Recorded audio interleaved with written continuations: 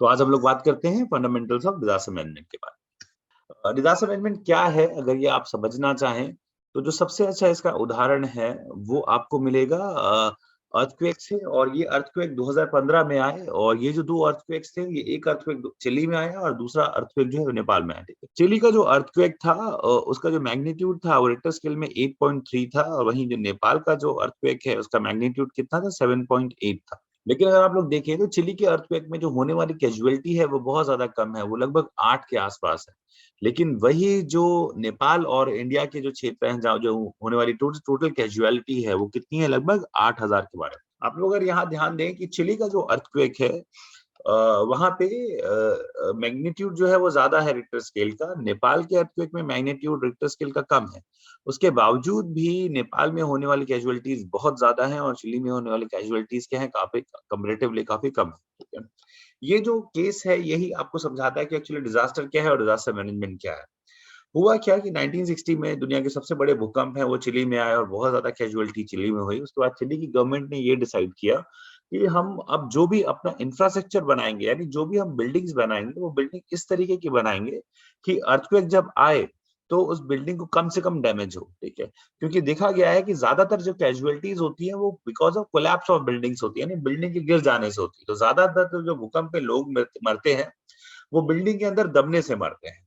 तो उन्होंने क्या किया कि उन्होंने डिसाइड किया कि हम जितनी भी बिल्डिंग्स बनाएंगे वो सारी की सारी क्या करेंगे, भूकंप रोधी बनाएंगे। और साथ में उन्होंने क्या किया कि अपनी जो पॉपुलेशन थी, अपनी जो सिटीजन्स थे, उन सिटीजन्स को अवेयर किया, उनको बताया कि जब अर्थक्वेक आए तो क्या करना चाहिए और क्या नहीं करना चाहिए। जो अर्थक्वेक का डूज एंड डोंट्स होता है वो उनको बताया। बाद में आपको बताऊंगा कि इस तरीके से जो अवेयरनेस है, जानकारी है, वो बहुत इंपॉर्टेंट है। और हमें पता ही नहीं होता कि जब आपदाएं आए तो हमें क्या करना है और क्या नहीं करना है। और बहुत सारे लोग सिर्फ इस वजह से मारे जाते हैं कि उनको एक छोटी सी जानकारी नहीं होती है कि जब भूकंप आए या जब जब आपदा आए तो हमें क्या करना चाहिए और क्या नहीं करना चाहिए। तो वो जो जानकारी थी वो चिली की पॉपुलेशन के पास थी, उनको अवेयर किया गया था, और साथ में जो उनका इंफ्रास्ट्रक्चर था वो क्या था, बहुत मजबूत था। तो जब 2015 में भूकंप आया तो उनका जो होने वाला डैमेज था, होने वाला जो लॉस था, वो लॉस बहुत ज्यादा क्या था, कम था। वही जो नेपाल में भूकंप आया, नेपाल में ऐसा नहीं कि इंडिया और नेपाल क्षेत्र में पूरा पहले भूकंप नहीं आए हैं, बहुत ही बड़े बड़े भूकंप इंडिया और नेपाल क्षेत्र में पहले भी आए हैं। 43 का बड़ा भूकंप था, 91 में बहुत बड़ा भूकंप आया था, फिर गुजरात का भूकंप आप सबको याद होगा, ठीक है। फिर 2015 में हमारा जो मेन भूकंप आया नेपाल का और हिंदुस्तान का। तो बहुत ही ज्यादा इसमें जो हमारा था वो डैमेज हुआ। और डैमेज क्यों हुआ, क्योंकि हमारे पास में भूकंप तो आए, लेकिन हमने उनसे कुछ खास मैसेज नहीं लिया। आज भी जो हमारी इमारतें हैं, जो बिल्डिंग्स हैं, वो अर्थक्वेक रेडी नहीं है। हमारी इमारतें इस तरीके से नहीं बनी है कि जब भूकंप आए तो वो इमारतें ना गिरे, ठीक है। हमारे क्या एक स्टैंडर्ड एक बिल्डिंग कोड है जिसे आईएस कोड्स कहा जाता है। तो आईएस कोड जो है वो ये बताते हैं कि किस भूकंप के क्षेत्र में बिल्डिंग किस तरीके से बनानी चाहिए, ताकि भूकंप से आने वाला जो नुकसान है बिल्डिंग्स को वो क्या हो, कम हो। लेकिन फिर भी हमारी ज्यादातर जो बिल्डिंग्स है वो पुरानी है और आईएस कोड्स पे नहीं बनी है। साथ में हमें अवेयरनेस भी नहीं है कि हमें क्या करना चाहिए और क्या नहीं करना चाहिए, ठीक है। तो इसकी वजह से जो होने वाली कैजुअलिटी है वो क्या है, काफी ज्यादा हो। तो चिली में केवल 8 लोग मारे गए, लेकिन नेपाल और हिंदुस्तान के क्षेत्र में लगभग 8,000 लोग मारे गए, ठीक है। तो यहाँ पे जो अवेयरनेस है वो कम है, और साथ में जो इंफ्रास्ट्रक्चर है वो हमारा क्या है, वीक है। अब अगर आप देखें तो चिली के लोग, आप अगर रिस्पांस देखें तो बहुत ही कोऑर्डिनेटेड रिस्पांस है। सब लोग कुछ पकड़ के, क्योंकि बहुत तेज बिल्डिंग हिल रही है तो कुछ पकड़ के खड़े हैं, ठीक है। लेकिन इंडिया में अगर आप देखिए, ये नेपाल का है, लोग क्या कर रहे हैं, भाग रहे हैं। तो हमारे यहाँ हम क्या करते हैं कि हमें नहीं पता है कि अर्थक्वेक आए तो क्या करना है क्या नहीं करना है। मान लीजिए हमारी कॉलेज में हम लोग क्लासरूम में पढ़ रहे हैं, आप फर्स्ट फ्लोर पे हैं और अचानक से भूकंप आए, तो हमारी जो पहली प्रतिक्रिया होती है वो क्या होती है कि हम भागने की कोशिश करते हैं। हालांकि जो भूकंप होते हैं वो बहुत लंबे नहीं चलते, और रिकमेंडेड प्रैक्टिस ये है कि आप भागिए मत। आप वहीं पे कहीं पे क्या होइए, छुप जाइए। कहाँ छुपिए, 2-3 अच्छी जगह होती हैं, जैसे जो आपके टेबल है वो मजबूत है, आप उसके नीचे छुप सकते हैं, जिसे डक हाइड एंड होल्ड कहा जाता है। जब मैं आपको पढ़ाऊंगा कि आप किस तरीके से स्कूल्स का और कॉलेजेस का डिजास्टर मैनेजमेंट प्लान बनाते हैं, तो मैं आपको फोटोग्राफ्स दिखाऊंगा कि किस तरीके से डक हाइड होल्ड का जो प्रोसेस है वो किया जाता है। या कभी आपका प्रैक्टिकल जब होगा डिजास्टर मैनेजमेंट का, तो मैं आपको बताऊंगा डक हाइड होल्ड कैसे करना होता है, ठीक है। तो हम करते क्या है कि हम टेबल के नीचे चले जाते हैं, ताकि कोई ऊपर से ऑब्जेक्ट गिरे तो उससे क्या कर सके, अपने आप को बचा सके। या जो बिल्डिंग के किनारे, आपके रूम के किनारे होते हैं, उन कोनों में चले जाते हैं, या जो बीम्स और पिलर्स होते हैं उनके नीचे खड़े हो जाते हैं, और साथ में अपने अपने सर को अपने दोनों हाथों से हम दोनों हाथ अपने सर के ऊपर रख लेते हैं, ताकि कोई ऑब्जेक्ट गिरे तो पहले हाथ पे इम्पैक्ट करे, सीधे सर पे ना लगे। तो इस तरीके से हम इस स्टैंडर्ड ऑपरेटिंग प्रोसीजर को फॉलो ना करके हम भागने की कोशिश करते हैं और कई बार देखा गया है कि ज्यादातर नुकसान इस भागने की वजह से हो जाता है, ठीक है। और अगर कभी बिल्डिंग गिरती है तो ये देखा गया है कि बिल्डिंग अपने कोनों के साथ में और जो पिलर्स और बीम्स हैं उनके साथ में एयर पॉकेट्स बनाती हैं। एयर पॉकेट्स यानी ऐसी जगह जो खाली जगह है, अगर आप वहां छुपेंगे तो आपके जो नुकसान होने की संभावना है या चोट लगने की संभावना है या लॉस ऑफ लाइफ की संभावना है वो इन एयर पॉकेट्स में कम होती है। और सबसे ज्यादा जो एयर पॉकेट्स होते हैं वो दीवारों के कॉर्नर के साथ या बीम्स और पिलर के ठीक नीचे बनते हैं। ये तस्वीरें हैं चिली की 2015 से भूकंप के बाद की। और ये नेपाल की तस्वीरें हैं भूकंप के बाद की। अब एक्चुअली मैंने आपको बताया कि ये जो 2 डिजास्टर्स थे इनमें डिफरेंस क्या था, ठीक है? अब हम लोग बात करते हैं डिजास्टर्स होते कैसे डिफाइन करते हैं। ये जो मैंने आपको दिखाया है चिली और नेपाल का जो जो एग्जांपल है ये बहुत ही इंपॉर्टेंट है इस बात को समझने के लिए कि एक्चुअली डिजास्टर है क्या। तो एक एक डेकेड चला जो 1990 से 99 तक चला, UN decade for disaster risk reduction इसे कहा जाता है, ठीक है। तो इस डेकेड में यूएन ने बहुत सारी कॉन्फ्रेंसेस की, बहुत सारी मीटिंग्स की और ये डिफाइन करने की कोशिश की कि डिजास्टर क्या है। जब उन्होंने ये परिभाषित किया कि आपदाएं क्या है, तो उन्होंने जो डिफाइन किया, देखिए बहुत ही इंटरेस्टिंग डेफिनेशन है। वो इंटरेस्टिंग क्या है कि disaster refers to the serious disruption of functioning of society causing wide spread human infrastructure and environmental loss which exceeds the ability of affected society to cope it with its own resources। तो आपदाएं क्या है? आपदाएं ऐसी घटनाएं हैं जिससे क्या हो, वाइड स्प्रेड ह्यूमन इंफ्रास्ट्रक्चर या एनवायरमेंटल लॉस हो, यानी हमारे जीवन को, हमारे इंफ्रास्ट्रक्चर को या हमारे पर्यावरण को जब नुकसान पहुंचाती कोई घटना है तो उस घटना को हम क्या कहते हैं? आपदाएं कहते हैं। लेकिन साथ ही में ये डेफिनेशन क्या कहती है? which exceeds the ability of affected society to cope it with its own resources। यानी साथ ही में क्या होना चाहिए कि वो जो घटना है वो घटना ऐसी होनी चाहिए कि वो क्या करे कि जो अफेक्टेड सोसाइटी है वो सोसाइटी अपनी संसाधनों से, उसे अपने रिसोर्सेज से उस घटना को मैनेज ना कर पाए। यानी वो घटना आपदा कहलाएगी जिस घटना को आप और आपका समाज, सोसाइटी खुद अपने संसाधनों से मैनेज ना कर पाए। अगर आपने उसे अपने रिसोर्सेज से मैनेज कर लिया, अपनी एबिलिटी से मैनेज कर लिया तो वो घटनाएं आपदा नहीं है। तो देखिए यहाँ पे बहुत ही इंटरेस्टिंग बात है और इंटरेस्टिंग बात ये है कि आपदाएं घटना आधारित नहीं है। It is not an event oriented, it is response oriented. कोई घटना आपदा होगी कि नहीं होगी वो इस बात पे निर्भर नहीं करता कि वो घटना क्या है, बल्कि वो इस बात पे निर्भर करता है कि आप कितने तैयार हैं और आपका रिस्पॉन्स क्या है। अगर आपने उस घटना को अपने संसाधनों से मैनेज कर लिया तो वो घटना आपदा नहीं है। अगर आप अपने संसाधनों से मैनेज नहीं कर पाए तो वो घटना क्या है? आपदा है।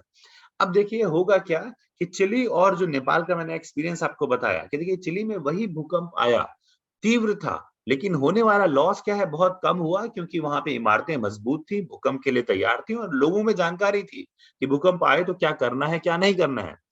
सेम इवेंट नेपाल में आई, लेकिन हमारी इमारतें तैयार नहीं थी, उस तरीके से नहीं बनी थी और लोगों को नहीं पता था कि आपदाएं आए तो क्या करना चाहिए और क्या नहीं करना चाहिए।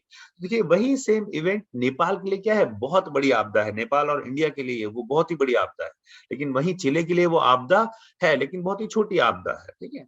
तो इस तरीके से जो आपदा है वो क्या है? वो इवेंट ओरिएंटेड नहीं है, बल्कि वो क्या है? रिस्पॉन्स ओरिएंटेड है। इसीलिए जो गवर्नमेंट है वो बहुत ही ज्यादा इंटरेस्टेड है इस बात में, क्योंकि हम गवर्नमेंट के साथ काम करते हैं, मैं एडवाइजर हूँ गवर्नमेंट का डिजास्टर मैनेजमेंट के लिए, तो हमारा जो फोकस है वो ये है कि हमारी जो पॉपुलेशन है, जो हमारे सिटीजन्स हैं, वो जाने कि कोई घटना अगर घटित हो तो क्या करना है और क्या नहीं करना है। आपको पता होना चाहिए कि जब भूकंप आए तो तुरंत आपको डक हाइड होल्ड करके अपने आप को बचाना है आपको, ठीक है। तो इस तरीके से जो जानकारी है वो बहुत इंपॉर्टेंट है और एक छोटी सी इंफॉर्मेशन आपदाओं के समय आपकी जो जान है वो बचा सकती है। इसके बहुत सारे दूसरे जो उदाहरण हैं वो आने वाली जो क्लासेस हैं उन क्लासेस में आपको दूंगा कि किस तरीके से छोटी सी इंफॉर्मेशन आपको बचा सकती है। और अगर वो इंफॉर्मेशन आपके पास है तो आपके लिए वो जो इवेंट है वो आपदा नहीं होगी, ठीक है। और अगर किसी के पास वो इंफॉर्मेशन नहीं है तो वही घटना उसके लिए क्या होगी? आपदा होगी। अब एक दूसरा एग्जांपल लेते हैं। जैसे मैंने आपको बता दिया कि जब भूकंप आए तो अपने आप को आपको क्या करना है? बचाना है, डक हाइड होल्ड करना है, यानी आपको टेबल के नीचे चले जाना है और या दीवारों के कॉर्नर में चला जाना है। तो इससे क्या है? अब आपको इन्फॉर्मेशन है कि भूकंप आए तो ये करना है। तो हो सकता है कि एक बिल्डिंग हो में आप बैठे हैं, आपके पास जानकारी है और एकदम से भूकंप आता है और भूकंप आता है और आप वही प्रक्रिया फॉलो करते हैं, एसओपी फॉलो करते हैं जो आपको बताई गई है।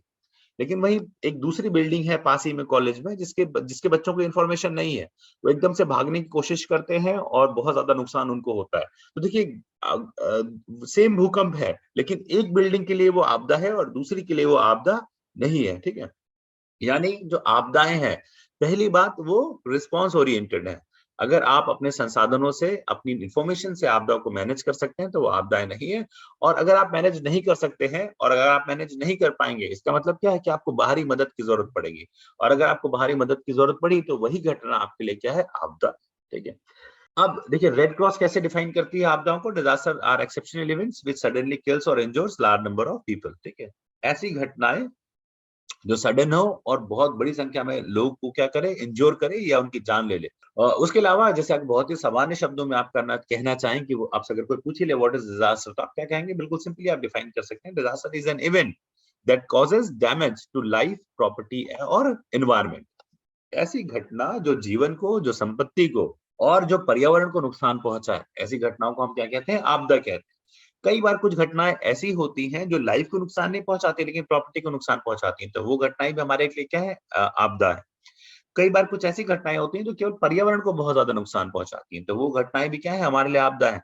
जैसे एक टैंकर जो कच्चा तेल लेके जा रहा है, उसमें अगर लीकेज हो गया तो बहुत ही ज्यादा इन्वायरमेंट को लॉस लॉस होता है। मरीन लाइफ और जो ओशन के जो तटीय इलाके हैं उनका बहुत ज्यादा डैमेज होता है एनवायरमेंटल। तो वो क्या है? वो भी आपदाओं के अंदर आएगा। यानी कोई भी ऐसी घटना जो जीवन, संपत्ति या पर्यावरण, लाइफ, प्रॉपर्टी और एनवायरनमेंट को डैमेज करे, नुकसान करे, ऐसी घटनाओं को हम लोग क्या कहते हैं? ऐसी घटनाओं को हम लोग डिजास्टर। चलिए, मैं उम्मीद करता हूँ डिजास्टर आपको समझ में आ गया होगा। अब हम लोग बात करेंगे कि डिजास्टर मैनेजमेंट क्या होता है। अभी आपने समझा कि आपदाएं क्या होती हैं, अब आप ये समझिए कि आपदा प्रबंधन क्या होता है। What is disaster management? याद रखिएगा, मोटे तौर पे disaster management is a two step process. ये क्या है? दो स्टेप प्रोसेस है। डिजास्टर मैनेजमेंट का जो पहला स्टेप है वो क्या है? रिड्यूसिंग द पॉसिबिलिटी और probability of event that can cause a disaster.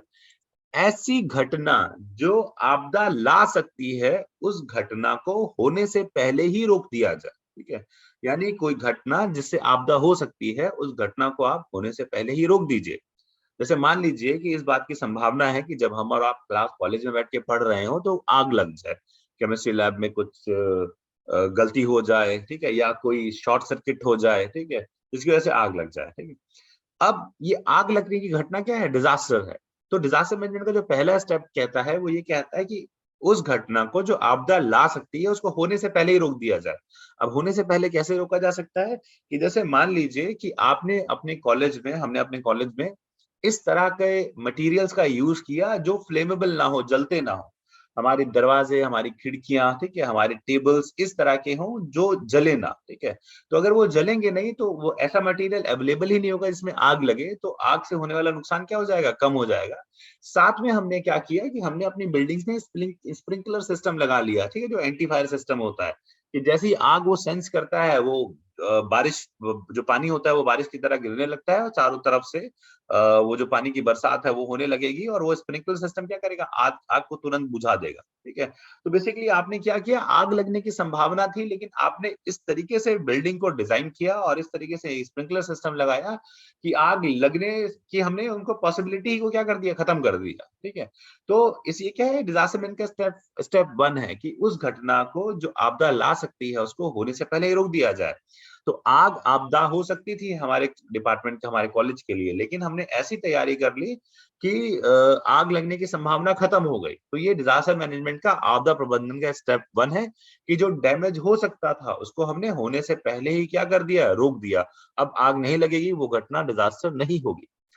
लेकिन देखा गया है कि बहुत सारी ऐसी आपदाएं होती हैं जिनको हम रोक नहीं सकते, ठीक है। खासकर वो आपदाएं जो प्राकृतिक जनित होती हैं, जो एनवायरमेंटली इंड्यूस्ड होती हैं, नेचर इंड्यूस्ड होती हैं। जैसे हम भूकंप को नहीं रोक सकते, ज्वालामुखी को नहीं रोक सकते, सुनामी जो है उसे नहीं रोक सकते, साइक्लोन्स को हम नहीं रोक सकते, ठीक है। तो इस तरह की जो घटनाएं हैं उनको हम नहीं रोक सकते। तो वो घटनाएं जिन्हें हम होने से नहीं रोक सकते, वहां डिजास्टर मैनेजमेंट का स्टेप टू काम आता है। और स्टेप टू कहता क्या है? स्टेप टू कहता है कि अगर आप घटना को होने से नहीं रोक सकते तो आप क्या करिए?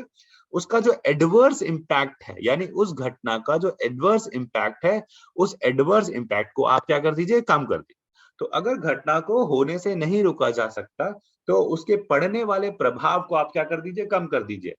तो हो सकता है जैसे अगर अर्थक्वेक है, तो अर्थक्वेक को हम नहीं रोक सकते।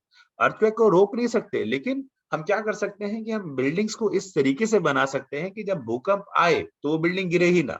जैसे हमारे जो कानपुर शहर है, वो ज़ोन 3 में है अर्थक्वेक के। तो हमने ज़ोन 3 में हमारा जो आईएस कोड्स हैं, वो बताते हैं कि ज़ोन 3 जो है, उस ज़ोन 3 में किस तरह का मटेरियल, किस तरह की बिल्डिंग्स बनाई कि भूकंप आने पे वो बिल्डिंग ना गिरे। तो हमने बिल्डिंग को अपनी ऐसे ही बनाया कि वो भूकंप आने पे वो बिल्डिंग ना गिरे। तो जब भूकंप आएगा तो वो बिल्डिंग गिरेगी नहीं, और जब वो बिल्डिंग नहीं गिरेगी तो उसका जो प्रभाव है, क्योंकि मैंने आपको बताया ज्यादातर कैजुअलिटी किसकी वजह से होती है, बिल्डिंग के गिरने की वजह से होती है। लोग इमारतों के अंदर दब जाते हैं, उनकी मौत होती है, उनको चोट लगती है, इसकी वजह से ज्यादा नुकसान होता है। तो हमने बिल्डिंग इस तरीके से बना ली कि जो उसका पड़ने वाला प्रभाव था, उसे हमने क्या कर दिया, कम कर दिया। साथ ही में मैंने आपको अवेयर किया कि जब भूकंप आए तो आपको क्या करना है और क्या नहीं करना है। और जैसे ही भूकंप आया, आपकी बिल्डिंग अच्छी थी और साथ में आपकी तैयारी थी। आपने डक हाइड होल्ड किया, आप दीवारों के कॉर्नर में छुप गए, आपने अपने सरों को बचाया, अपने हाथ से या अपने बैग से अपने सर के ऊपर रखे, और जो होने वाला लॉस था उसे आप क्या कर दिया, आपने कम कर दिया। सो दिस इज स्टेप 2 कि अगर डिजास्टर को आप नहीं रोक सकते तो आप क्या करिए, उससे होने वाला जो एडवर्स इम्पैक्ट है, उस इम्पैक्ट को क्या कर दीजिए, कम कर दीजिए। ठीक है, इसी को हम कहते हैं डिजास्टर मैनेजमेंट, आपदा प्रबंधन। स्टेप 1, घटना को होने से पहले रोक दिया जाए। स्टेप 2, अगर घटना को होने से नहीं रोका जा सकता, तो उसके पड़ने वाले जो एडवर्स इम्पैक्ट हैं, उस एडवर्स इम्पैक्ट को हम क्या कर दें, कम कर दें। अब बेसिकली कुछ टर्म्स हैं जो बहुत ही इंपॉर्टेंट है डिजास्टर मैनेजमेंट में, that is hazard, risk, vulnerability and disaster. ठीक है, ये 4 टर्म हमेशा, आप अगर कभी भी डिजास्टर मैनेजमेंट की पढ़ाई करें या उसको समझने की कोशिश करें, तो ये 4 टर्म्स आते रहते हैं। और आम तौर पे हम लोग सब इसे सिनोनिम्स की तरह लेते हैं, लेकिन इसमें थोड़ा-थोड़ा डिफरेंस है, और ये डिफरेंस समझना बड़ा इंपॉर्टेंट है। तो हम एक-एक करके ये जो टर्म्स हैं, इन टर्म्स को समझते हैं कि ये क्या है। तो सबसे पहले हैज़ार्ड। तो हैज़ार्ड क्या है? Hazard is an event that has a potential to cause damage to life, property और एनवायरनमेंट। ऐसी इवेंट जिसमें पोटेंशियल है, क्षमता है कि आपको नुकसान पहुँचा दे। पहुँचा रही नहीं है, लेकिन उसमें क्षमता है कि आपको नुकसान पहुँचाए। जैसे हमारे शहर में आपने अक्सर देखा होगा, जो केमिकल्स हैं, इन केमिकल्स के बड़े-बड़े जो ड्रम्स हैं, वो इधर-उधर रखे रहते हैं, और उन ड्रम्स के ऊपर हज़ार्ड बना रहता है, लिखा रहता है, और एक सिंबल बना रहता है हज़ार्ड का, ठीक है? तो वो जो ड्रम है, उसमें केमिकल्स हैं, वो ड्रम आपको और हमें नुकसान पहुँचा नहीं रहे हैं, लेकिन अगर किसी तरीके से वो केमिकल लीक कर गया और उसके कॉन्टैक्ट में हम आए, तो वो केमिकल हमें नुकसान पहुँचा सकता है, ठीक है? तो उसमें क्या है, पोटेंशियल है, क्षमता है कि वो नुकसान पहुँचाए, वो पहुँचा रहा नहीं है, लेकिन वो नुकसान पहुँचाने की क्षमता रखता है। तो ऐसी कोई भी घटना या कोई भी चीज़ जो नुकसान पहुँचा नहीं रही है, लेकिन नुकसान पहुँचाने की क्षमता रखती है, पोटेंशियल रखती है, उस चीज़ को हम क्या कहते हैं, हज़ार्ड कहते हैं। इसीलिए जो सारे केमिकल्स हैं, इन केमिकल्स के ऊपर क्या लिखा रहता है, हज़ार्ड, मतलब कि ये नुकसान पहुँचा सकते, तो these are hazards. Earthquake Kanpur में आ नहीं रहा है, लेकिन जब आएगा तो नुकसान पहुँचा सकता है, तो earthquake is a hazard. Storms आ नहीं रहे हैं, लेकिन अगर आएँगे तो नुकसान पहुँचा सकते हैं। आकाशीय बिजली जो है आपका, लाइटनिंग, नुकसान पहुँचा नहीं रही है, लेकिन नुकसान अगर वो गिरेगी शहर में, तो नुकसान वो पहुँचा सकती है। तो ये सारे क्या हैं, हैज़ार्ड्स। तो ऐसी इवेंट्स, ये ऐसी घटनाएँ जो नुकसान पहुँचाने की, ऐसी चीज़ें जो नुकसान पहुँचाने की क्षमता रखती हैं, उनको हम क्या कहते हैं, हैज़ार्ड्स। एक टर्म होता है जिसे हम कहते हैं हैज़ार्ड असेसमेंट। हैज़ार्ड असेसमेंट होता है, मतलब ये होता है कि कौन-कौन से हैज़ार्ड्स आपको प्रभावित कर सकते हैं। जैसे हमें पता है कि कानपुर में सुनामी नहीं आ सकती। सुनामी कहाँ आएगी? केवल तटीय क्षेत्रों में आएगी। तो सुनामी हमारे लिए हैज़ार्ड नहीं है। लेकिन बिजली की गिरना हमारे लिए क्या है? हैज़ार्ड है। आपको पता होगा ठंडियाँ इस टाइम चल रही हैं और बहुत ज़्यादा ठंड पड़ रही है। और बहुत सारे लोग, आप लोगों को पता होगा, खासकर जो गरीब लोग हैं, वो मारे जाते हैं क्योंकि उनके पास जिसे हम कोल्ड स्टॉक कहते हैं, कोल्ड स्टॉक की वजह से मारे जाते हैं, क्योंकि वो ठंडक से बचने के लिए उनके पास चीज़ें नहीं है, पानी की कमी है, या खाना नहीं खा पा रहे हैं सही से, ठीक है? तो वो क्या है, कोल्ड स्टॉक है, तो कोल्ड स्टॉक से बहुत सारे लोग मारे जाते हैं। तो बेसिकली कोल्ड हमारे लिए क्या हो गया, हज़ार्ड हो गया, ठीक है? गर्मी आएँगी तो हीट स्ट्रोक से लोग मरते हैं, तो हीट क्या हो गया हमारे लिए, हज़ार्ड हो गया, ठीक है? साँप के काटे जाने से बहुत सारे लोग उत्तर प्रदेश में मारे जाते हैं, तो वो क्या हो गया हमारे लिए, हज़ार्ड हो गया, ठीक है? तो कुछ घटनाएँ हमें प्रभावित कर सकती हैं, कुछ घटनाएँ हमें प्रभावित नहीं कर सकती। जैसे हमें पता है कि हमारे आस-पास कोई भी एक्टिव वोल्केनो नहीं है, तो वोल्केनो हमारे लिए हज़ार्ड नहीं हुआ। तो इसी प्रक्रिया को हम क्या कहते हैं, हज़ार्ड असेसमेंट कहते हैं। ये असेस करना कि कौन-कौन सी इवेंट हज़ार्डियस हो सकती है और कौन-कौन सी इवेंट हज़ार्डियस हमारे लिए नहीं। अब हम समझते हैं कि रिस्क क्या है, ठीक है। What is risk? Risk is a probability of occurrence of a disaster. किसी घटना के घटित होने की संभावना क्या है? रिस्क है। जैसे आपको पता होगा कि इंडिया में अर्थक्वेक के 4 जोन्स हैं, zone 2, zone 3, zone 4 and zone 5। पहले कितने जोन्स होते थे? 5 जोन होते थे, जोन 1 भी होता था। तो जोन 1 जो था वो ये था कि वो इलाके जहां भूकंप नहीं आ सकते हैं, वो जोन 1 में था। और जोन 5 वो जहां भूकंप आने की संभावना बहुत ज्यादा है, वो क्या है? जोन 5 है, ठीक है। बाद में हमारा एक्सपीरियंस ये था कि जोन 1 कोई भी ऐसा क्षेत्र नहीं है जहां भूकंप आने की संभावना नहीं है। 2 बहुत ही बड़े भूकंप आए, लातूर और कोयना में। ये वो क्षेत्र हैं साउथ इंडिया के, महाराष्ट्र के, जहां ये पहले हम मानते थे कि ये भूकंप से सुरक्षित है, जोन 1 में है। लेकिन फिर वहां भूकंप आए और फिर हमने ये सीखा कि नहीं, कोई भी इलाका जोन 1 में नहीं है, भूकंप कहीं भी आ सकता है। तो जोन 1 को जोन 2 के साथ मर्ज कर दिया गया। अब हमारे पास जोन 4 है, जोन 2, 3, 4 एंड 5। तो जैसे कानपुर शहर जो है वो जोन 3 में है, दिल्ली जोन 4 में है, और जो गुजरात और आपके जो हिमालय के क्षेत्र हैं वो जोन 5 में। तो जो अर्थक्वेक आने का रिस्क है, वो कानपुर में कंपैरेटिवली दिल्ली, गुजरात और हिमालय क्षेत्र से कम है, ठीक है। और भूकंप आने की संभावना हिमालय क्षेत्र जो है उसमें बहुत ज्यादा है, तो वहां रिस्क जो है वो बहुत क्या है? ज्यादा है। तो रिस्क क्या है? संभावना है, पॉसिबिलिटी है। किसकी पॉसिबिलिटी है? जो अर्थक्वेक है उसके आने की पॉसिबिलिटी, यानी रिस्क मतलब है किसी भी घटना घटने की संभावना जो है वो क्या है? रिस्क है। और जब उसे हम असेसमेंट करते हैं कि कितना लॉस होगा अगर वो घटना घटे, तो उसे हम क्या कहते हैं? Risk assessment. नेक्स्ट चीज जो है इसे हम कहते हैं वर्नेबिलिटी। वर्नेबिलिटी क्या है? Is a probable degree of loss resulting from an occurrence of disaster events और फेनोमेना, ठीक है। यानी क्या संभावना है किसकी? लॉस की, डैमेज की, अगर वो घटना घटे, कोई भी घटना घटे। प्रोबेबिलिटी, ठीक है। जैसे मान लीजिए कि आपका जो घर है वो बीम्स और पिलर्स पे बनाया गया है, और इस तरीके से बनाया गया है कि जब भूकंप आए तो वो ना गिरे, ठीक है। और वहीं आपके बगल में एक घर है जो सिंपल मैसनरी होम है, जिसमें दीवारें खड़ी कर दी गई हैं और छत डाल दिया गया है। तो जब भूकंप आएगा तो आपका घर जो पिलर और बीम से बना है उसके गिरने की संभावना कम होगी। और जो आपके बगल में घर है जो सिंपल ईंटों और दीवारों छत से बना हुआ है, जिसमें बीम्स और पिलर्स नहीं है, उसके गिरने की संभावना क्या होगी?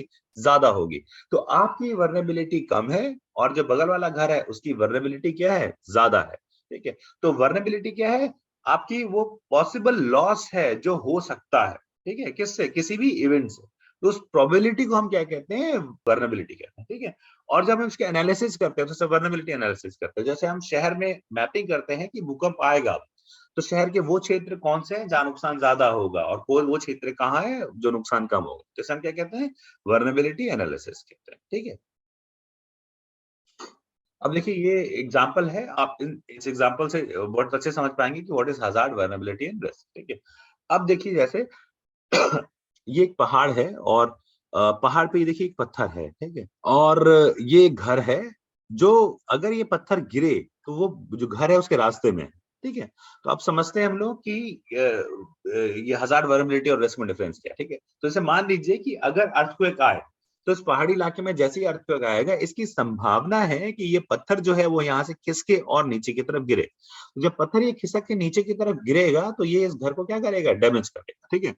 तो अब देखिए ये हजार्ड मतलब क्या है? हजार्ड मतलब आपका घर ये है, इस घर में आप रहते हैं और इस पहाड़ पे पत्थर है, तो इस पहाड़ पे इस पत्थर का होना आपके लिए हजार्ड है। क्योंकि अगर भूकंप आएगा तो ये गिरेगा और आपके घर को डैमेज कर सकता है, ठीक। अभी कर नहीं रहा है, भूकंप आया नहीं है, लेकिन इस पत्थर का इस पहाड़ पे होना आपके लिए क्या है? हजार्ड है। ये वही केमिकल के ड्रम की तरह है जो रखा हुआ है लेकिन आपको नुकसान नहीं पहुंचा रहा है, ठीक है। लेकिन अगर वो लीक कर जाए तो नुकसान पहुंचा सकता है। सिमिलरली ये पत्थर नुकसान नहीं पहुंचा रहा है, लेकिन भूकंप आने के बाद अगर ये पत्थर गिरता है या भूस्खलन के बाद ये पत्थर गिरता है तो ये आपके घर को डैमेज कर सकता है। तो इस पत्थर का यहाँ होना हमारे लिए क्या है? हजार्ड है।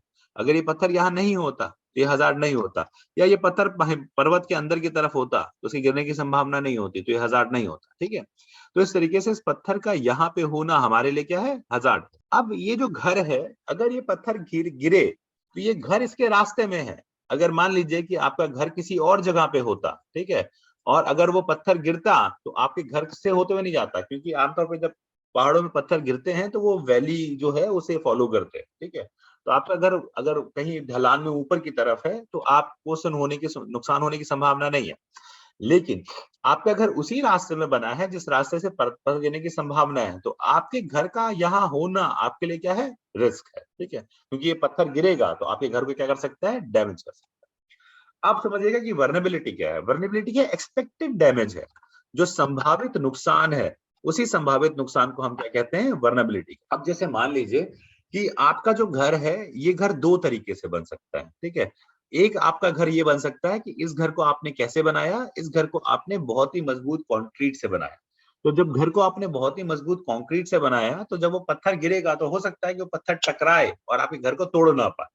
ठीक है? या ज़्यादा डैमेज ना कर पाए, ठीक है? या हो सकता है कि आपका घर लकड़ी का बना हो, जो आमतौर पे पहाड़ों पे होता है। तो अगर घर आपका लकड़ी का बना है और ये पत्थर गिरेगा, तो इसकी बहुत ज़्यादा संभावना है कि ये घर ये क्या हो जाए, आपको आपका जो घर है वो टूट जाए, क्योंकि घर आपका किसका है? लकड़ी का है। तो अगर घर आपका लकड़ी का है, तो वल्नरेबिलिटी आपकी ज़्यादा है, क्योंकि उस पत्थर से जो संभावित नुकसान है, वो क्या है? उसकी संभावना ज़्यादा है। लेकिन अगर घर आपका कंक्रीट का बना है, तो आपका जो होने वाले नुकसान की संभावना क्या है, वो क्या है? कम है। तो अगर घर आपका लकड़ी का है, तो वल्नरेबिलिटी आपकी ज़्यादा है, अगर घर आपका पत्थर का है, तो वल्नरेबिलिटी आपकी क्या है? कम है। तो ये तो वल्नरेबिलिटी हो गई स्ट्रक्चर की, ठीक है? हो सकता है कि आपको पता है कि इस टाइम बारिश हो रही है बहुत ज़्यादा और भूस्खलन होने की संभावना है, ठीक है? तो आपको पता है कि भूस्खलन होने की चांस में ये पत्थर यहाँ से गिरेगा, तो आपने क्या किया कि आप उस दिन अपने घर में नहीं सोए। आप कहीं ऐसी जगह चले गए जो सुरक्षित था, तो आपने अपनी वल्नरेबिलिटी को क्या कर दिया? कम कर दिया, ठीक है?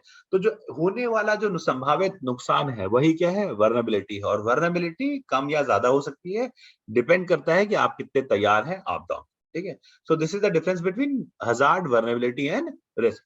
अब देखिए डिज़ास्टर क्या है? डिज़ास्टर क्या है कि मान लीजिए भूकंप आ ही गया या भूस्खलन हो ही गया और ये पत्थर गिरा और इस घर को उसने क्या कर दिया? डैमेज कर दिया। तो अगर उस घर को उसने डैमेज कर दिया, तो अब ये जो घटना है वो क्या कहलाएगी? डिज़ास्टर। यानी जब सब कुछ मैटेरियलाइज़ हो जाए, घटना घटित हो जाए, तो उसे आप क्या कहेंगे? उसे हम डिज़ास्टर, ठीक है? So this is the difference between hazard, vulnerability, risk and disaster.